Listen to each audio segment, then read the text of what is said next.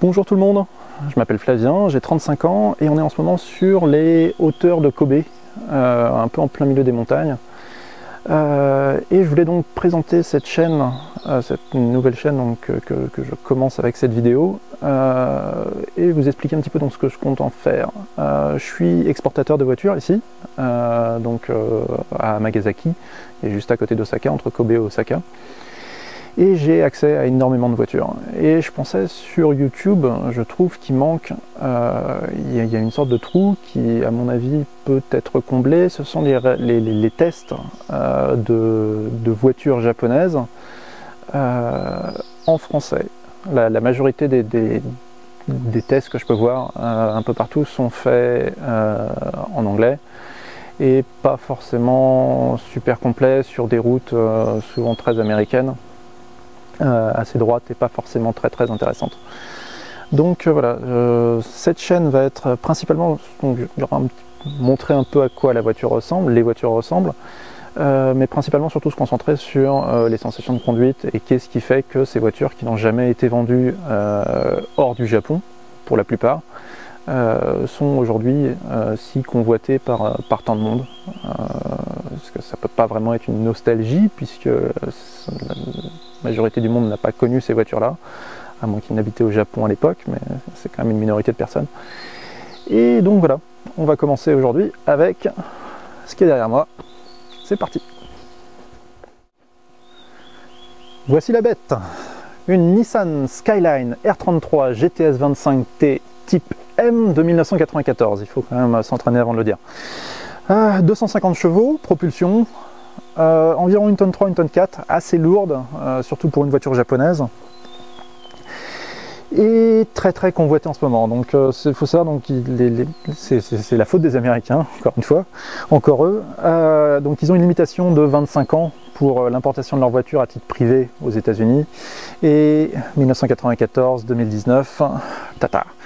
Les R33 deviennent tout juste légales aux États-Unis, ce qui fait que les prix s'envolent vraiment très haut. C'est une voiture qui coûtait environ 4 à 5 000 euros il y a 5 ans, 6 ans. Et elle en vaut plus proche des 20 000 euros aujourd'hui. Et ça, ce sont les prix au Japon pour un modèle donc, comme celui-ci, assez beau. Donc celle-ci est plutôt d'origine, les roues ne sont pas d'origine. On va voir que, vous allez voir tout de suite dans le test sur les routes de montagne, que les suspensions sont un peu molles. Très bonne suspension, mais un peu molle pour cette voiture en question. Et on va voir ce qu'il y a sous le capot déjà. Ouvrons ça. Voici donc le RB25 DET. Donc DET, c'est-à-dire qu'elle a 2 arbres à cam et avec un seul turbo. Si on compare avec la GTR, donc la R33 GTR, qui a le RB26 DETT, donc c'est double arbre à cam TT, voulant dire twin turbo, donc 2 turbos, qui a des turbos parallèles, c'est-à-dire qu'il y a, vu que c'est un 6 cylindres en ligne, un côté un turbo, l'autre côté un turbo. Et donc il souffle en même temps dans le moteur pour donc donner un peu plus d'air. En comparaison, la Mazda RX-7 par exemple, donc la FD RX-7, elle a aussi un twin turbo, donc 2 turbos, mais ce sont des turbos séquentiels, donc il y a un petit turbo pour la puissance à bas régime, donc qui va tourner plus vite et qui va donner de la puissance très tôt, et un deuxième turbo qui prend le relais à partir de 4500-5000 tours et qui monte jusqu'à 8-9 000 pour donner donc la puissance à haut régime. Donc de toute façon, RB25 DET, un seul turbo, comme je disais environ 250 chevaux. Il faut savoir que c'est un bloc moteur qui peut prendre pas mal de puissance. J'ai un ami donc, qui a une R32 GTST type M, une 4 portes. Il a donc installé ce moteur dedans et avec quelques modifications assez simples et basiques, sans renforcer quoi que ce soit, il arrive à environ 450 chevaux. Ce qui est quand même beaucoup par rapport à la différence, à la puissance d'origine, donc plus de 200 chevaux juste en rajoutant quelques petites modifications, c'est quand même beaucoup. Passons maintenant à l'intérieur. Et voici donc l'intérieur de la R33 Skyline, un volant Momo qui n'est pas d'origine, mais franchement d'un goût un peu douteux, c'est pas vraiment une espèce de faux carbone, enfin je sais même pas si c'est du faux carbone, c'est pas vraiment mon truc, j'aurais préféré un volant d'origine, mais bon, considérons la condition générale de la voiture qui est proche de la perfection, je vais pas me plaindre. Cette voiture là a 148 000 km et franchement pour l'état, par rapport au kilométrage, qui est 148 000 km, ça commence à être beaucoup pour le Japon, il ne roule pas tant que ça, le trafic est très très lent et si on veut prendre l'autoroute ça coûte très très cher. Donc les Japonais ne roulent pas beaucoup et en général une voiture avec 148 000 km elle a vécu un peu plus que ça. Les sièges donc ce ne sont pas des sièges en cuir, les sièges en cuir sont rarement des options au Japon, même la Toyota Century qui est donc avec un V12 et qui est un peu le top du luxe au Japon pour les voitures des années 90 et toujours maintenant d'ailleurs, les sièges des Toyota Century ne sont pas en cuir, ils sont en un tissu doux parce que tout simplement pour pas se brûler les fesses l'été déjà quand on rentre dedans et parce que c'est juste plus doux, plus confortable que quelque chose qui couine un peu et qui provoque de la transpiration. Pas l'idéal. Sinon intérieur Nissan assez typique, hein, plastique dur un peu partout, 13 années 90, mais qui tient plutôt bien dans le temps. On va jeter un petit coup d'œil au siège arrière. Les sièges arrière donc rien de spécial à dire, plutôt qui tiennent bien les passagers, vu l'état de la voiture en général et le type de voiture que c'est. Être à l'arrière, ça a tendance à provoquer un peu de vomissement en conduite sportive. C'est pas quelque chose que je recommande. Mais il y a des places arrière pour des petites distances. L'espace aux jambes est plutôt raisonnable. Et ouais, plutôt pas trop mal. Bon, on va tester tout ça. On va commencer donc par des routes de montagne.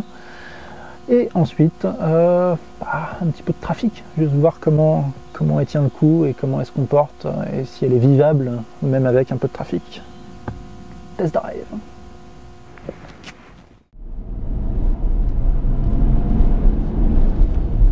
Donc, nous voilà en ville. On est en train de sortir de Kobe et repartir en direction d'Osaka. Franchement facile à vivre. L'embrayage est peut-être un petit peu lourd, mais ça serait vraiment le seul défaut que je vois sur une conduite de tous les jours pour ce genre de voiture. Rien à voir avec la caricature des voitures japonaises de sport avec des suspensions extrêmement rigides et un châssis en béton armé. Là on est sur quelque chose de très très vivable. Les R32 d'ailleurs, donc la base de cette voiture en fait, c'est juste à peine modifié, sont souvent achetés par des petits vieux au Japon. Donc, il y a beaucoup de GTST type M qui se retrouvent avec 80 000 km et des petites égratignures un peu partout parce que c'est conduit par des gens qui sont très très vieux et c'est les seules voitures qu'ils ont eues pendant 25 ans. Mais celle-ci pourrait tout à fait être une voiture de tous les jours vraiment agréable à conduire. Peut-être un peu gros si on est habitué à quelque chose de plus citadin, mais franchement agréable.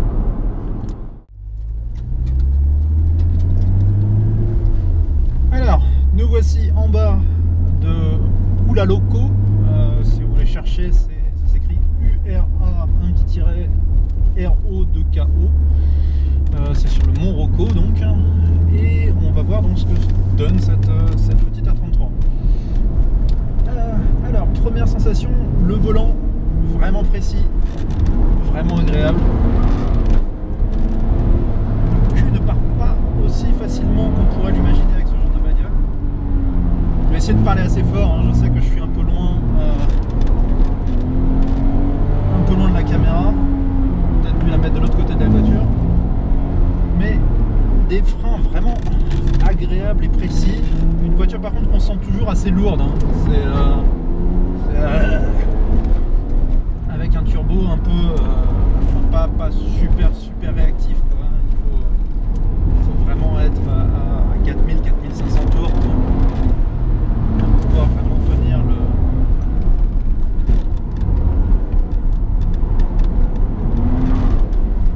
robuste. Une route qui est pas mal plus particularité que les routes normales japonaises. Ici c'est quand même une route qui est quand même assez large par rapport à ce qu'on a normalement au Japon en montagne. Donc on a un différentiel qu'on aimerait quand même pas mal plus accrocheur. Je sais pas si vous remarquez, mais il y a aussi les pneus. Les pneus sont quand même assez gros sur ce modèle-là, plus gros qu'ils sont censés l'être à l'origine. Et on aimerait bien avoir des, juste avoir, elles sont un peu plus joueuses, quoi. La faire partir le cul, c'est pas forcément facile. Il faut vraiment avoir beaucoup de force centrifuge. J'ai donné un bon coup d'accélérateur à pleine vitesse, quoi. Mais le cul ne part pas du tout aussi facilement que la R32. Les R32 GTST, c'est non-stop, c'est bah.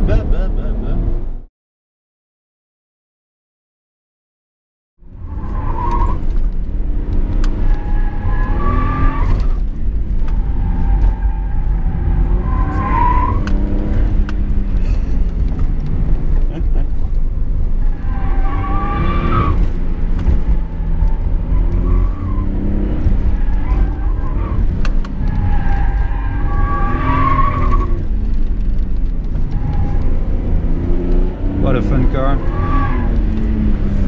What a fun car.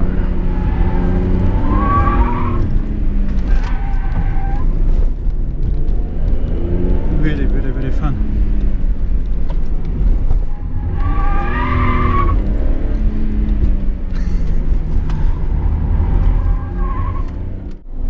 Et là, c'est pas du tout le cas avec celle-là, beaucoup plus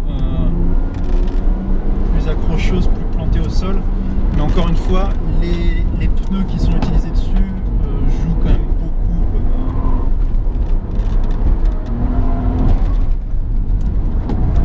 à cette sensation d'accroche que la voiture a malgré son poids, hein.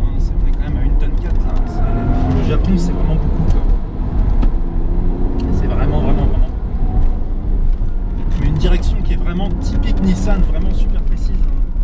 C'est agréable, c'est pas un rack qui est c'est pas une direction qui est très courte, je sais pas comment comparer, mais une S2000 par exemple, là les S2000 on arrive sur on fait ça, bam, la bagnole fait demi-tour, quoi.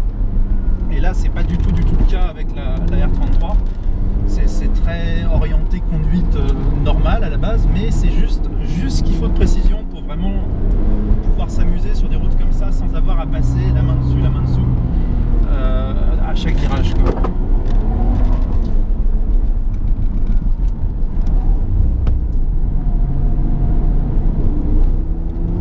Et on arrive en haut. On va essayer de voir suivant si... Alors là il y a un petit slalom à cet endroit là, on va juste voir... Ah non, il y a quelqu'un malheureusement. Bon, c'est pas grave. Normalement j'utilise ces plots pour faire un petit slalom et voir, voir l'efficacité de la voiture, ce qu'elle peut donner en mouvement un peu plus rapide et plus lent. Bon, évidemment vu le poids de celle-ci, c'est la réactivité générale de cette voiture, ça va pas être pas transcendant, mais non, c'est une conduite sportive vraiment agréable, vraiment agréable. Juste un petit peu de poids et on aimerait qu'elle soit un peu plus joueuse sur les extrêmes, mais encore une fois les pneus qui sont montés en ce moment n'aident pas forcément, ou à moins que la voiture ait 400 chevaux, mais 250 chevaux, des pneus bien accrocheurs de 255 de large à l'arrière, ça aide pas forcément pour rendre la voiture un peu joueuse. Bon, on est reparti cette fois-ci pour la conclusion. Donc, conclusion pour cette Nissan R33 GTS 25T Type M de 1994. Une bonne bagnole, vraiment une bonne voiture, manque un peu d'agilité. Non seulement il y a le poids, mais je pense que la différence de poids avec le modèle précédent, la R32 est minimum, et la R32 était quand même pas mal plus agile. Donc je pense que ça serait juste au niveau des suspensions et probablement du pont autobloquant aussi qui manque un petit peu de... Donc il faudrait qu'il accroche un peu plus tôt, que le cube puisse partir un peu plus tôt et sans forcément devoir être très haut dans les tours avec beaucoup de force beaucoup de force latérale avant que le pont autobloquant n'accroche et ne fonctionne correctement. Donc un petit peu de réglage la rendrait beaucoup plus agile. Mais dans l'ensemble, une voiture très facile à conduire et que je recommande particulièrement en fait si vous êtes français, puisque donc ces modèles-ci, donc les premiers modèles de R33 deviennent tout juste légaux à importer aux États-Unis. Et donc les prix de ces modèles vraiment montent en flèche. On arrive à du 20 000 €, comme je disais, pour un modèle très beau comme celui-ci, tandis que la version une version non exportable aux États-Unis, donc de 1997-98, la moitié moins chère, donc c'est les prix avant importation en France, hein. Donc il faut savoir qu'une voiture comme ça en France, elle va être importée donc à titre isolé et en non-conformité totale, ce qui fait qu'elle n'a pas à être mise aux normes par rapport à un équivalent français, puisqu'elle n'a jamais été vendue en France et même en Europe. Donc elle sera importée à titre isolé en non-conformité totale, donc TVA, droit de douane, machin et tout, donc un bon 30%, plus le passage aux mines, enfin les mines ça n'existe plus, on va dire la drill. On arrive donc à 30% de taxes plus, voilà, on va dire 1000 €, 1000 à 2000 € pour pouvoir l'avoir immatriculée en France. Donc, mais une voiture que je recommande vraiment pour n'importe quel fan de voitures japonaises des années 90. C'est pas la GTR. La GTR est une voiture que je vais préférer par rapport à celle-ci, juste pour le plus de puissance qu'elle peut avoir à plus bas régime. Mais ça reste une voiture vraiment très agréable à conduire et qui gagne énormément en valeur et très rare sur le sol français aussi. Donc voilà, j'espère que cette première vidéo vous a plu. Il y en aura d'autres. J'ai pas mal de voitures en stock. Suzuki Cappuccino, Mitsubishi Minica. Minica, donc c'est une 1980, 2 cylindres, 4 temps.